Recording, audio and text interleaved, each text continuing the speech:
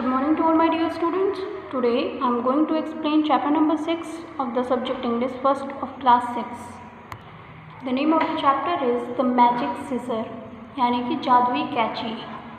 Long ago there lived a boy called Chang. He lived between high mountains and a deep blue lake in China.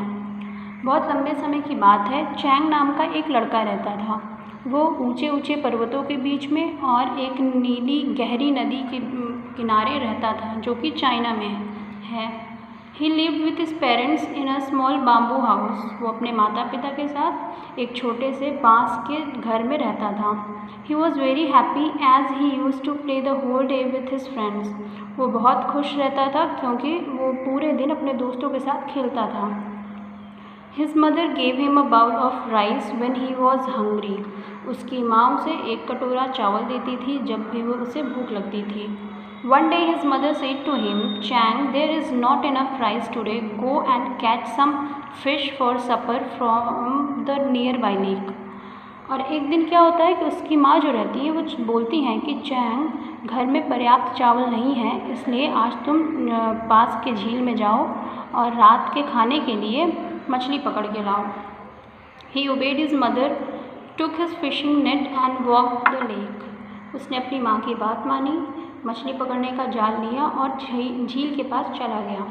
He threw his net into the lake and seized a wonderful big yellow, blue and golden fish. और वो अपना जो मछली पकड़ने का कांटा रहता है वो उसे झील में डालता है और उसके कांटे में एक बड़ी ही सुंदर बड़ी पीली और नीली और सुनहरे कलर की मछली आ जाती है, उसके कांटे में फंस जाती है.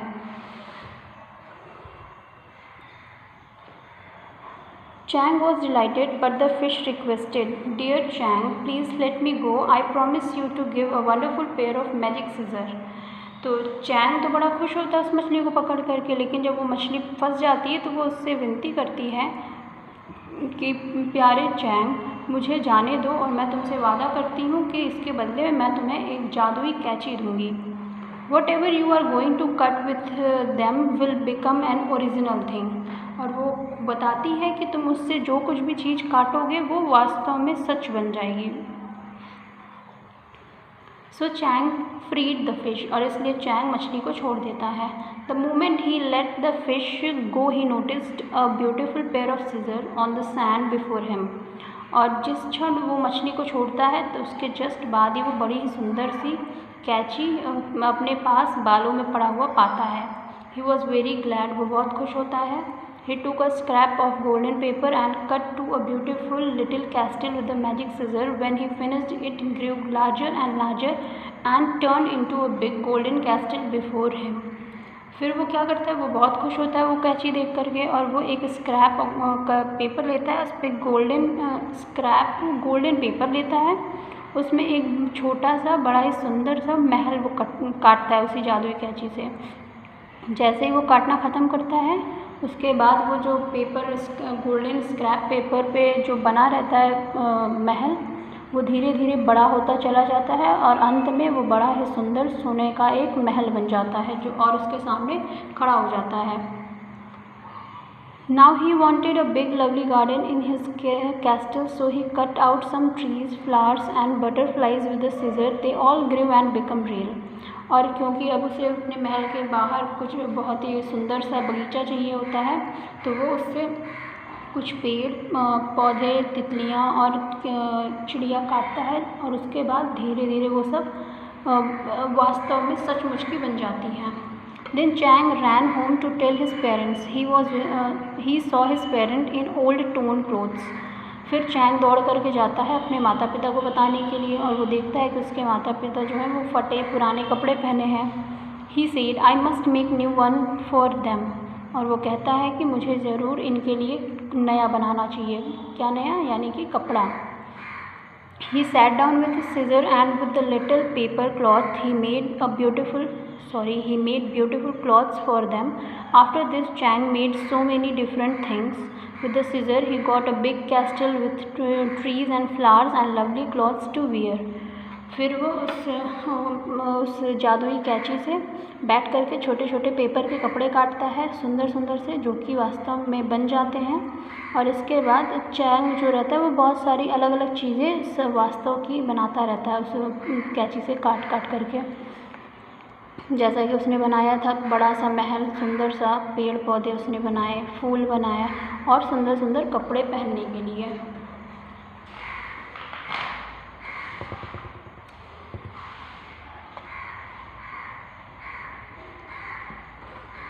But the more he had the sadder he become. और लेकिन होता क्या है कि वो जितना ज़्यादा चीज़ें बनाता जाता था, उसके पास होता जाता था, वो उतना ही दुखी होता जाता था। Now when he went out to play with his friends in the sand, his mother scolded her and said, here should not be her, it is him.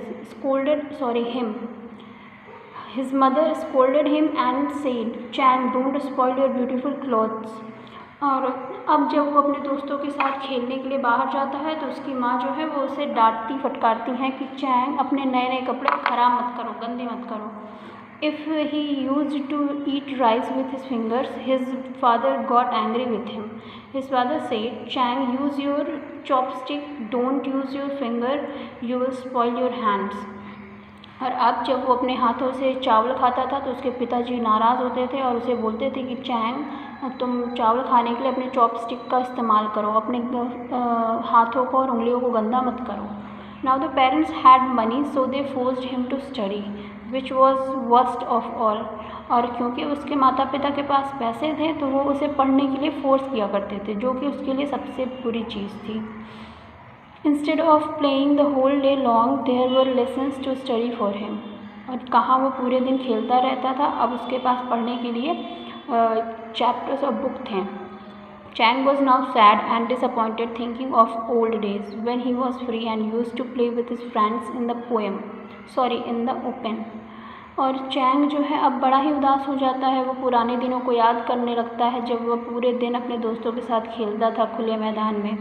Little Chang grew sadder and sadder every day। और अब वो जो छोटा Chang रहता है वो दिन ब दिन उदास होता चला जाता है। Then one morning he got up and went quietly to the lake. There he looked for that fish। और फिर एक दिन सुबह वो उठता है और शांति से चुपचाप वो उस झील के किनारे जाता है और उस मछली को ढूंढने लगता है। He cried, friends, it's me, Chang. I'm not happy anymore, as I have lost all my freedom. Can you help me? The fish peeped out of the water. Little friend, he said, nice houses and clothes do not always bring happiness in life. फिर वो झील के किनारे जा कर के बुलाता है, पुकारता है उस मछली को कि दोस्तों, मैं हूँ चैंग और अब मैं बिल्कुल भी खुश नहीं हूँ क्योंकि मेरी सारी आज़ादी जो है वो छिन गई है। क्या तुम मेरी मदद कर सकते हो? तो फिश जो रहती है वो पानी से बाहर आती है और फिर वो कहता है, चैंग उससे कहता है कि प्यारे दोस्त, नए सुंदर घर, कपड़े ही हमें सारी खुशियाँ नहीं दे सकता है हमारी ज़िंदगी की। Now take the scissor in your hand, whistle 3 times and throw them into the lake. You will be happy after this। तो मछली जो रहती है वो कहती है, तुम इस सीज़र को उठाओ, अपने हाथ में लो, 3 बार सीटी बजाओ और फिर इसे झील में फेंक दो और फिर से तुम उसी तरीके से खुश हो जाओगे। Saying this, the fish disappeared. Chang threw the scissor into the lake। और ये चीज़ कह के मछली गायब हो जाती है और चैंग जो रहता है वो उस कैंची को झील में फेंक देता है। And went home। और उसके बाद घर चला जाता है। There he found his old bamboo house and parents in their old clothes. Chang sat down on the sand and ate rice happily with his finger।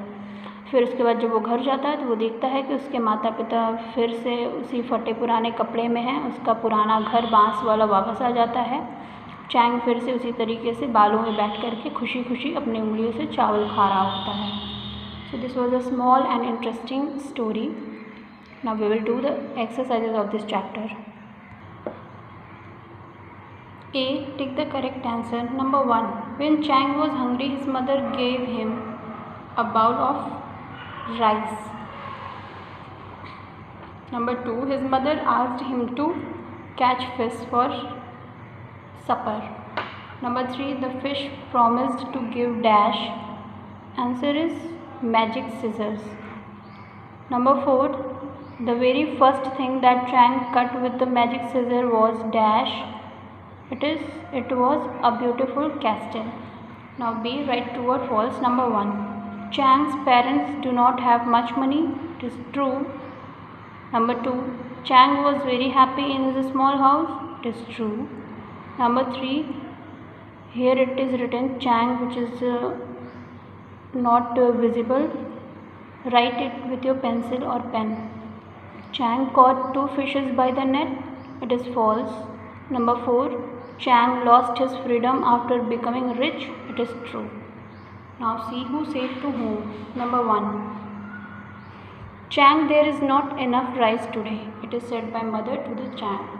To Chang. Number 2. Dear Chang, please let me go. It is said by fish to Chang.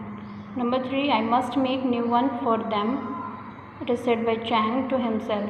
Number 4. Chang, don't spoil your beautiful clothes. It is said by mother to Chang.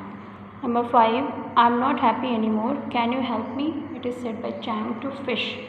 Number 6. Nice houses and clothes do not always bring happiness. It is said by Chang to fish. So these were the exercises. That's all for today. Thank you so much.